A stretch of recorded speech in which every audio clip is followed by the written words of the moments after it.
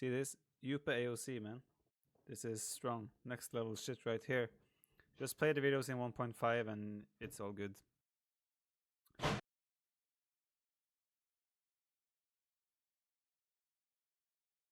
What's this? I don't get it. Oh, when TheViper copies your video? Wait, do you have the same video, Yupa? You have the same video? Let's check it out. Let's check it out. Yupa made this video apparently. We But have all been there. But it doesn't need to happen as often as it does. Let's see. So today I will show you how to prevent your villager from dying to the boar. To prevent villager losses in the first place, simply run your scout between your villager and the boar. Really like your energetic tone. Directly towards the boar. Very energetic. Let's say you forget the boar lure for a few seconds. By the time your villager has taken 2 shots, you notice and pull the villager back. In this situation, don't panic and let the boar hit you once more. After that, when the distance between you and the boar is the longest, place a house between you and the boar. This should eliminate the lag factor. Now let's look at it slower. For the block to be successful with normal delay, you have to have your villager moving towards the town center and have the distance between the villager and the boar be as long as possible. At that point, simply place the house between you and the boar.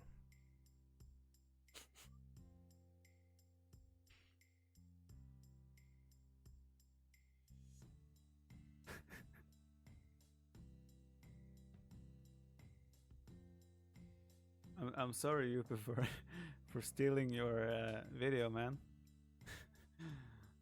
Everyone, Yupa AOC. There you go, guys. Subscribe. But Yupa, man, cheer up, man. Life is good. Smile. Be happy, man. Don't be so sad, man. Don't worry, man. Just be happy, okay?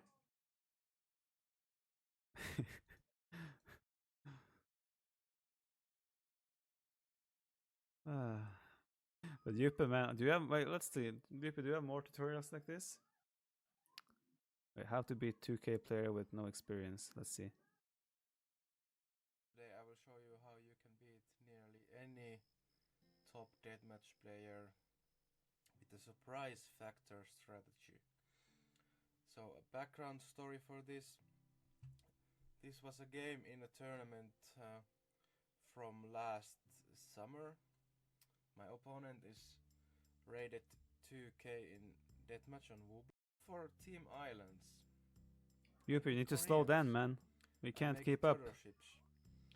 Because no one will ever think about making turtle ships, because let's see, a discussion about turtle ships usually goes like this. Somebody says that okay, I think they're good, and then there's much 500 better. people that tell the turtle ships are shit.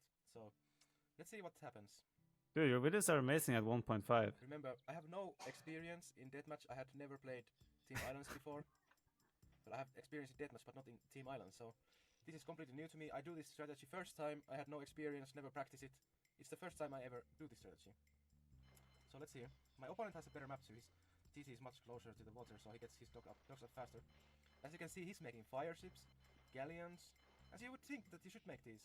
Mix of galleons and fast fire ships. Oh, you went with turtle ships.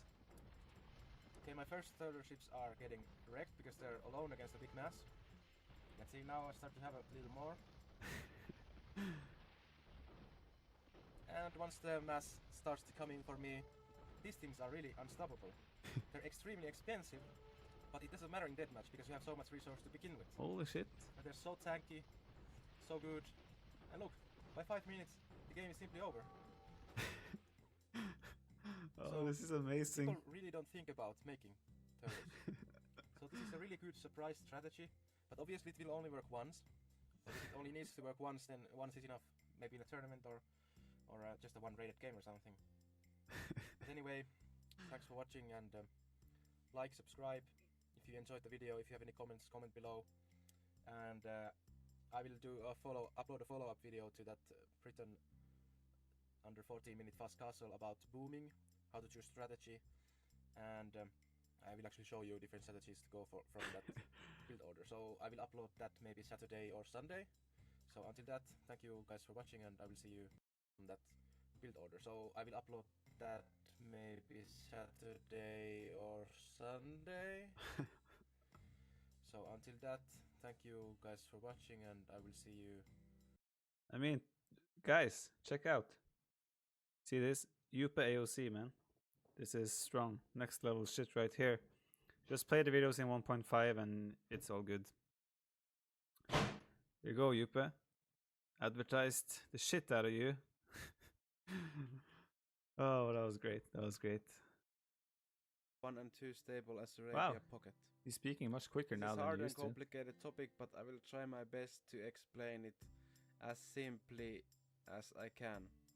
For the Dark Age build order, click on the screen. Ever right since we now. brought up the speed thing, Let's he's start with suddenly some speaking general quicker. information and then look into the strategies more in depth, as well as how you can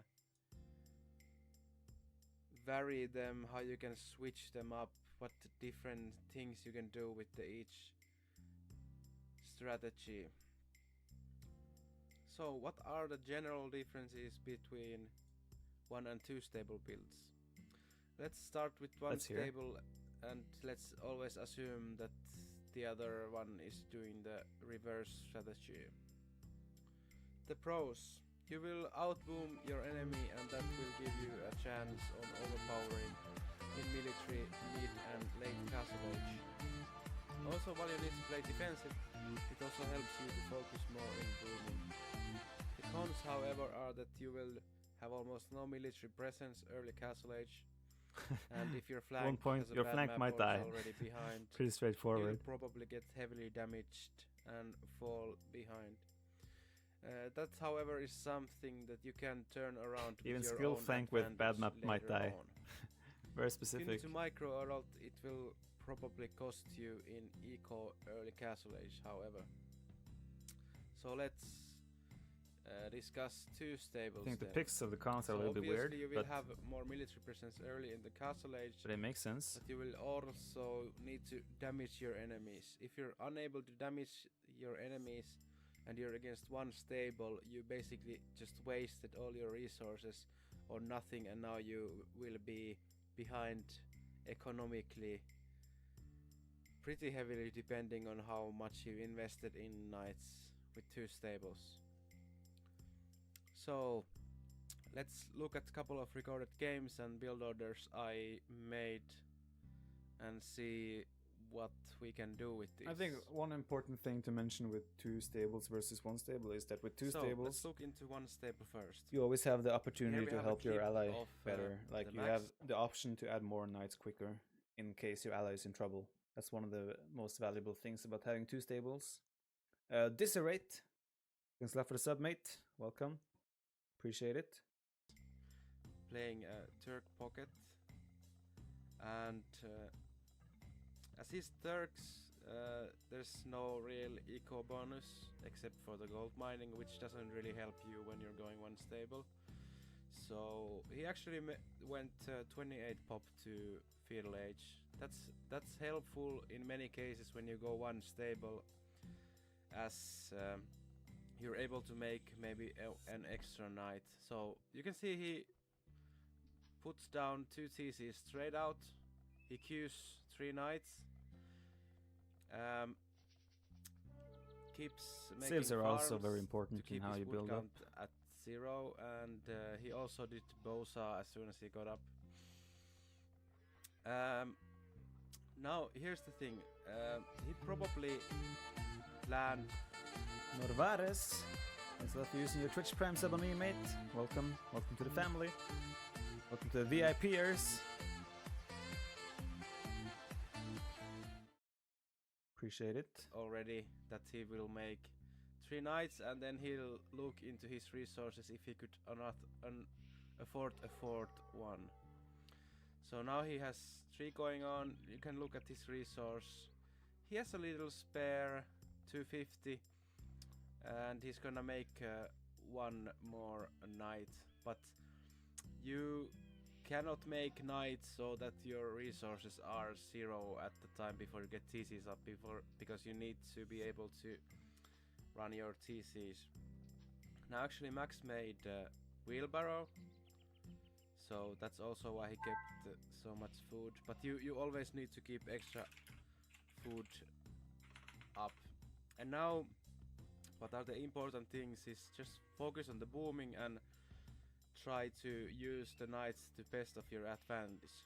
Now one of the biggest mistakes people do here is they go too heavy on gold, or they keep mining gold after they add town centers, which results in a massive amount of stacked gold That's a good a point. bit later. So I agree with that I think one. you can see here that What are we looking at? Max We're only looking at has 2 gold let me miners. see. Just make sure you can see. If you And can see, they Yupe took a really AOC Age of defensive Empires 2 position with his flank. made a They tutorial have no rush, no for hurry. one There pocket. is, Well, pocket playing one nothing stable or really. 2 stable.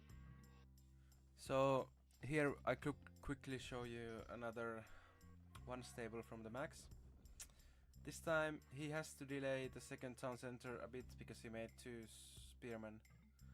So if you need to make spearmen, Like one thing, a lot of people just assume make TC is good, right? Makes sense. Why is it ever bad to make a town center? But it's better to have 2 TCs working than having 3 TCs where you can't produce from all of them, you know? So that's why it's often better to make 2, 3, even 4 extra farms now and then before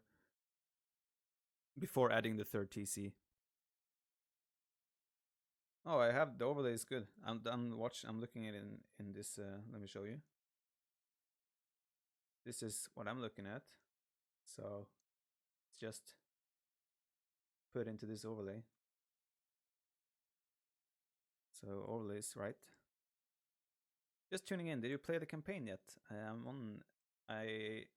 Well, the most recent episode is on YouTube. Came yesterday. There will be a new one tomorrow of Jeanne d'Arc. you obviously You should had check to out Yupe AOC, as you can see at the bottom here. Yupe AOC Age of Empires 2. He posts a lot of tutorials and stuff. He's a fairly good player himself as well, so I'm sure a lot of you can learn a lot from him. use them on